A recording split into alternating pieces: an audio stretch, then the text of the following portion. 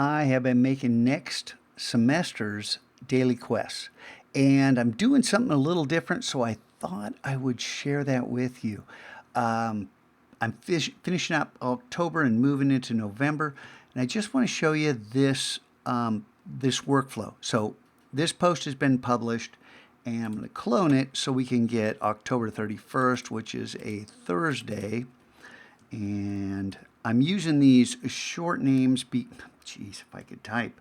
I'm using these short names so that everything fits nicely on the map. Get rid of that copy.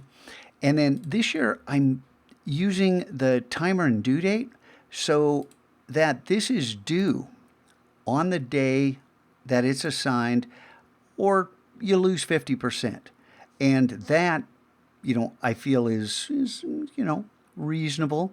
And then the access locks, I just need to change that to the 31st. And I've already set the time for 7 a.m. So every one of these quests open up at 7 a.m. on the day that the quest is encountered. So on that map, everything was gray because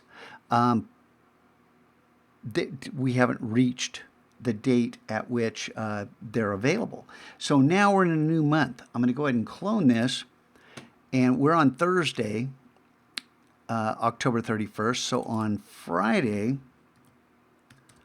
it's going to be November 1st, and we'll just get rid of that, get rid of copy. And then the timer and due date now, we just click here, go to the next month, go to November 1st, and we already have the 2 p.m., which is when my school day ends. So that's a great time for this daily quest to end. And then come down here and change this to November 1st. Click done, but we have one thing left, the map location. You only have to change the location when you get to a new month. So right now, I'm going to click publish, just to show you that we now are in a new month. And if I clone this, because this is the workflow that I've been using, is just, work. And this is going to be Monday. And then instead of November 1st, we got the 2nd, 3rd, and 4th is the Monday. And then we get rid of the word copy and then change the due date. And the cool thing is when you're doing this, you've got a reminder here. Hey, does this date jive with this calendar?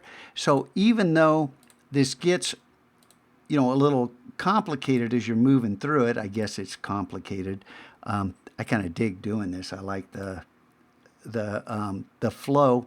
And I've already set up, I didn't mention this, I've already set up inside the stages. This year I'm working with an image that I'm going to make a video about to prompt kids to think about the design aspects in that image. I teach digital arts, so that's my my angle at these daily quests to inspire kids. And then the info is just, what else I want them to do, what's happening that week. Is there something going on at school that I need to tell them about? Well, this is kind of my announcements page, but the announcement page changes as they encounter this each time. Then we got the check for the understanding that I skip for this because there's no reason to have it. And then the outro message. You've got the default bonus loot, which for me, I might as well show you this down in the options page, is the bonus loot default. I've kind of set up something different with a free period with a 1/10 of 1% drop. And then the reputation dropping at a little higher rates, and then 1 rep dropping at 4. So everything up here adds up to 5%. And then, the additional drops, which means that, 60% of the time they're going to end up with 1 gold. But 40% of the time they're going to end up with something different. So it's going to add a little bit more mystery than I had last year, a little bit more, oh, come on, and, whatever you get, you get. So that's, if I come over here to the quest maps and refresh this page, you're going to see now the November's popped in. We got to fix this. This isn't aligned center, and that just destroys my mind because it needs to be aligned center.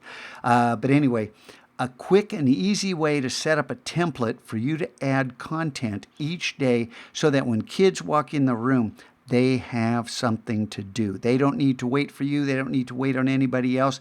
They get started before the bell rings. I can't stress strongly enough how much I encourage you to embrace daily quests.